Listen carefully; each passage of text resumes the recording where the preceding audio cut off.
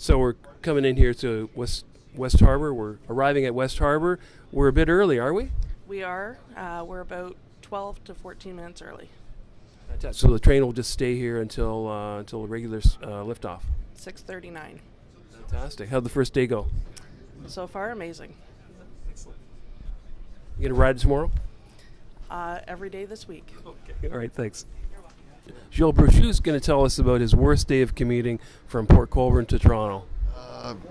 Port Colborne to Toronto. That day, everything went great going in, but coming home, from the college, TTC had a problem on the line. Some personal thing happened. Somebody got hurt, so the subway lines were stuck. Okay. Now, when I got to Union Station, I got onto the GO train. Everything was great, but somebody around Clarkson, there was a accident that happened with a person in Clarkson, so we were delayed for over an hour.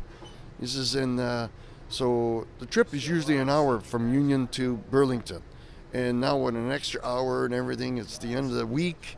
I was kind of hoping to get home a little earlier, and by the time it set me up in Burlington, now everybody was dumping out onto the Queenie, and my trip home that night was 4.5 hours. So that's Toronto to Port Colborne. Toronto to Port Colborne. Okay. What does this new train mean for you? Means I don't have to drive. Okay. And only from St. Kitts to Port Colborne, and if 406 is busy, I got back roads I can take. You've been driving from Port Colborne to the lake area, Burlington, since 1995? Since 84, actually. But 95 it's been daily, okay? This is you got to do what you got to do. So you can relax on the train, do some work with school? Yes, correct some projects from the apprentices that they hand back, give the markings done, set it all up so that when I get back to my computer, or if I have the laptop here, I can actually register all the marks. So this is George Brown professorial work that you do with students? Yes, it is. What do you think about parking in St. Catharines? Is that going to get better or worse? It's a small lot.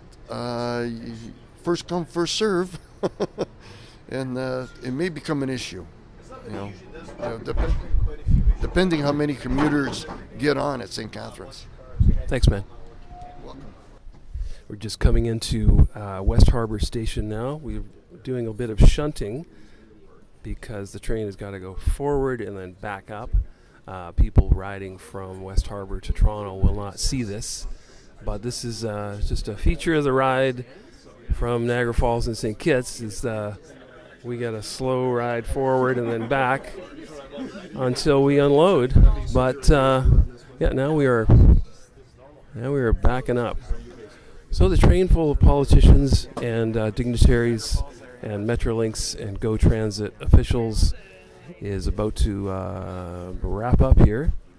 Lots of donuts, lots of coffee, lots of political statements about what the future might hold, all having taken place on this memorable ride.